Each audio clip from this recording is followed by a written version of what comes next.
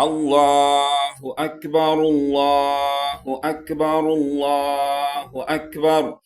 La ilaha illallah. Allahu Akbar, Allahu Akbar, walillahil hamd. Voici les paroles qui valent de l'or. Voici des paroles qui pèsent dans la balance le jour de Kiyama.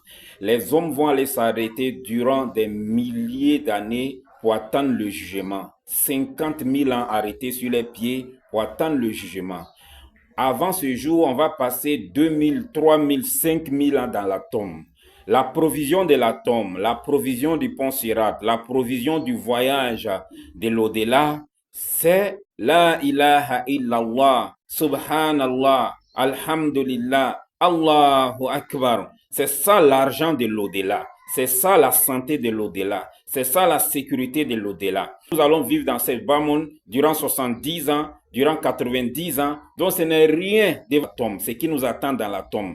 Dans la tombe, on va passer des milliers d'années, 10 000 ans, 5 000 ans avant le jugement. Et lorsque le jugement va arriver, on va encore aller attendre Allah subhanahu wa ta'ala durant 50 000 longues années. Et celui qui n'a pas fait une grande provision, il va souffrir beaucoup. Ça serait pénible pour lui, ça serait difficile, alors qu'il n'y a plus de retour possible.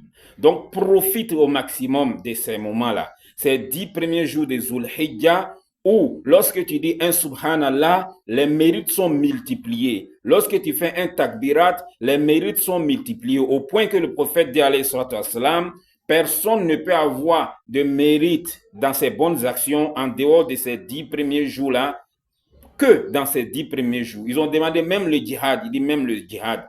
Après, il a dit, sauf si quelqu'un qui sort avec ses biens, sa personne.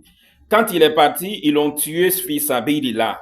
Ses biens sont restés fi sabilillah. Lui peut espérer avoir le mérite de celui qui dit subhanallah dans ce mois. Il peut espérer avoir le mérite de celui qui jeûne dans ce mois. Il peut espérer avoir le mérite de quelqu'un qui fait sadaqa dans ce mois ou bien qui lit le Coran dans ce mois. Donc il faut profiter au maximum. C'est une traite. Quand la traite arrive, on ne dort plus. Demande aux commerçants, ils te diront. Ils ne dorment plus. Ils maigrissent même dans la traite. Ils sont prêts à toutes sortes de sacrifices pour faire plus de profit avant la fin de la traite. Donc, on a 10 jours pour faire le maximum de profit avant que la traite ne finisse. Qu'Allah nous fasse comprendre. Aqul hadha al-kalam wa astaghfirullah li wa lakum.